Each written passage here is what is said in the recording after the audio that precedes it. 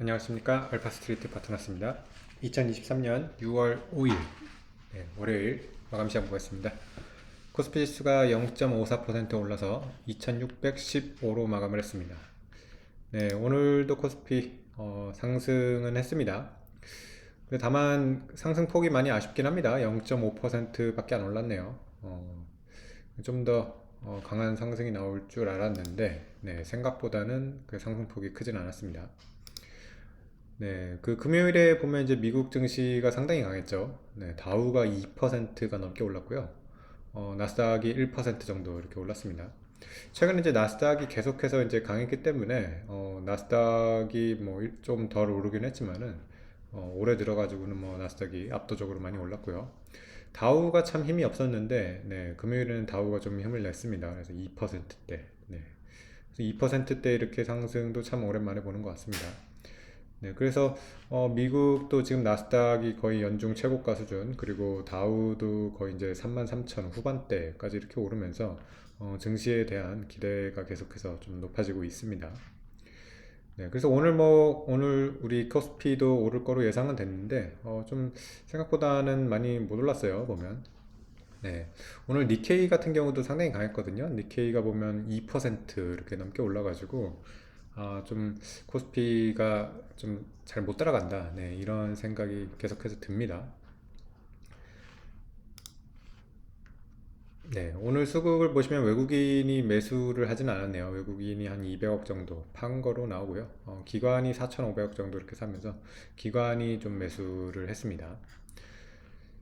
네.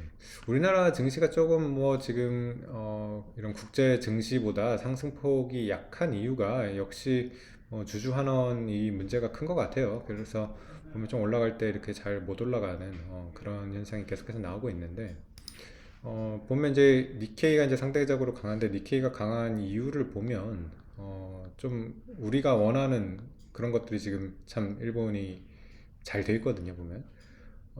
진짜 코스피에 지금 계속 문제점이 되는 게 이제 PBR이 너무 낮다는 게 문제인 건데 보면 도쿄증권거래소 같은 경우는 이제 PBR 1배가 안 되는 기업들에 대해서 대응책 마련하라고 이렇게 주문했다고 합니다. 그래서 참 이런 걸 봤을 때는 이게 우리가 가장 필요한 그런 일인데 이렇게 일본 증시가 잘하고 있습니다 보면. 그리고 또 보면 작년 이제 일본 자사주 매입 규모가 9조 엔 이렇게 된다고 합니다. 거의 우리 돈으로 90조 가까이 되죠.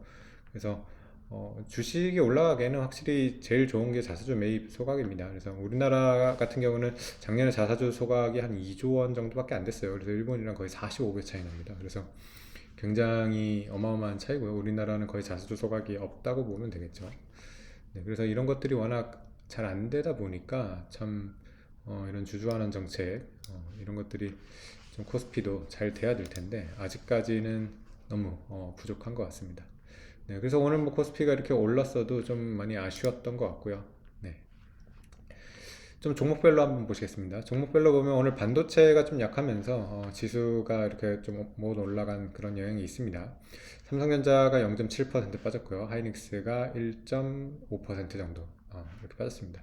반도체 같은 경우는 이제 최근에 좀 상승폭이 컸기 때문에 조금 뭐 쉬어간다고 이렇게 생각을 해도 될 것 같습니다. 그 외에 이제 다른 종목들은 그래도 좀 괜찮았는데요. 오늘 보면 좀 금융업 쪽도 괜찮았고요. KB금융이 2% 정도 올랐습니다. 그리고 최근에 이제 LG전자가 좀 강한 모습이 계속 나옵니다. LG전자 오늘 3% 이렇게 올랐습니다. 그리고 또 포스코홀딩스가 거의 3% 가까이 이렇게 올랐고요. 그리고 두산에너빌리티가 3%, 뭐 이 정도가 이제 오늘 좀 주요 상승 종목이었던 것 같습니다. 그 외 지표들 보시면 원달러 환율 같은 경우는 1,300원, 1,300원대 정도에 있고요. 1,300원 밑으로는 좀 뭐 가기가 어려운 그런 상황인 것 같습니다. 그래서 어제 이제 금요일에 장중에 보면 이제 1,300원을 살짝 깨기도 했습니다. 싱가포르 NDF 환율로는요. 1,300원을 살짝 깨기도 했었는데 다시 조금 올라와가지고 이렇게 1,307원 이 정도에 지금 머무르고 있고요.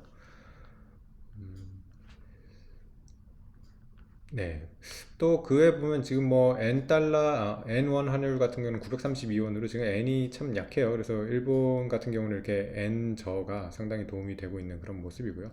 그에 비해서는 지금 우리나라 원화가 뭐 환율 자체는 1,300원이 낮은 환율은 아닌데 상대적으로 좀 원화가 강하다는 그런 느낌은 받습니다.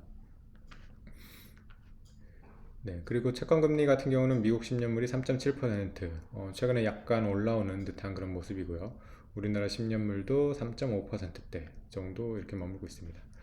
네, 그리고 지금 현재 미국 선물 같은 경우는 다우가 조금 강보합 정도 되고요. 나스닥이 살짝 조정을 받는 이런 모습을 보이고 있습니다.